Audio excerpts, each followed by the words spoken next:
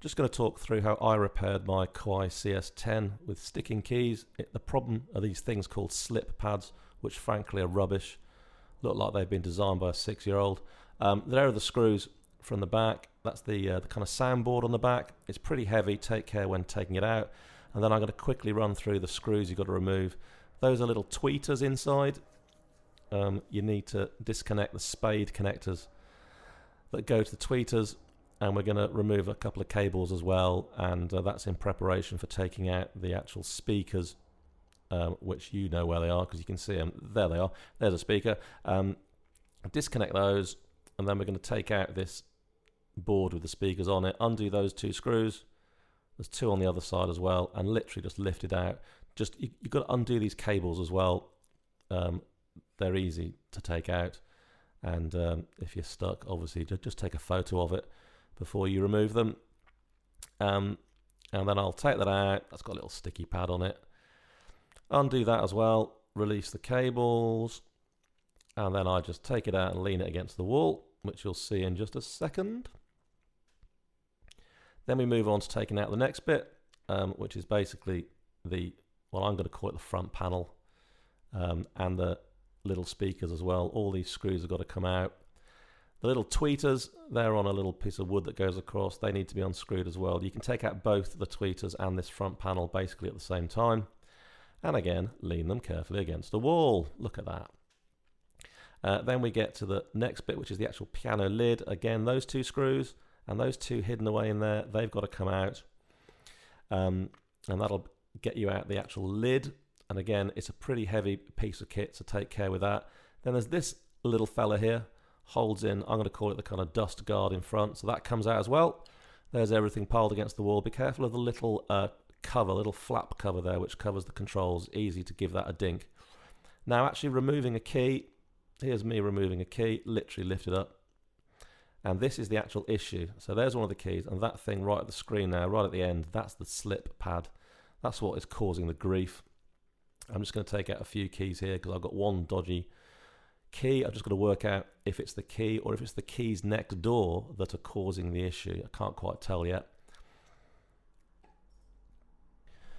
Then we're going to move on to taking out the little bit of the action. It's a kind of metal thing. I don't know what to call it, so I'm going to call it a thing.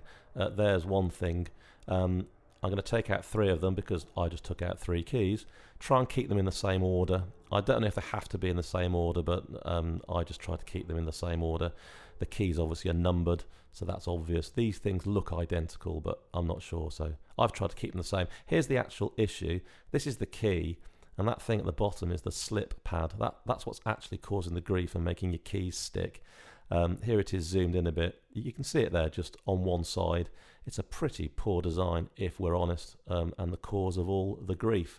There it is from the side, so that's actually overlapping, and I literally cut that edge off. And once I get that smooth, that's another issue when they actually rub together. I'm using nail scissors to actually cut the edges, and then I use that sharp knife to lift off the slip pad very gently. I've been repairing it with this stuff, which I got from Amazon, which is basically Teflon tape. It's worked okay. How long it'll last, I've no idea, but it's the best I can do. Now, putting the keys back in, my thingy goes in, and look, I give it a little push, and it just fits in, and there's my key back in place. So I do the same with the other keys now to put them back in once I've done the repair. I'll leave it to you to work out how to sort out the slip pad. Just be really careful.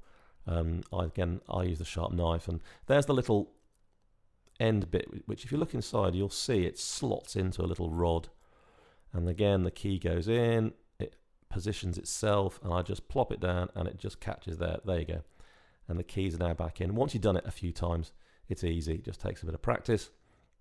Now, to actually tell if a note needs to be done, I know they stick, but it turns out you can tell when they're about to go.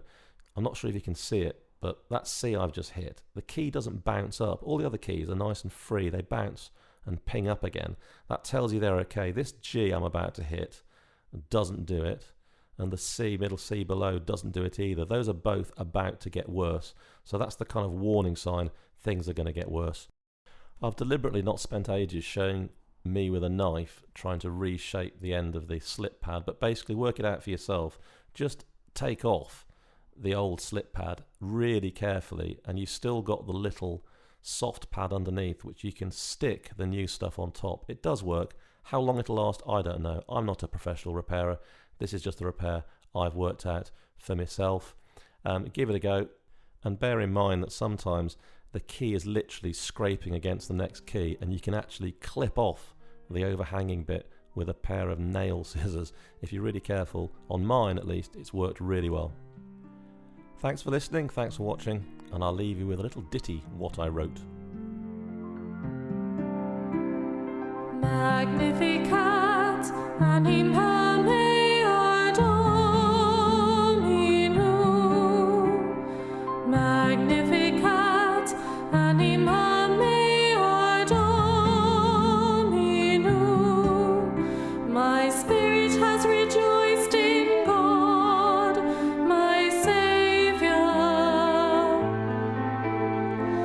He looks on me, his lowly servant. From now on everyone will call me blessed, and holy, holy is his Magnificat anima mea Dominum. Magnificat anima mea Dominum. And God will show his mercy to those who fear him. He'll be kind if you are humble. He has given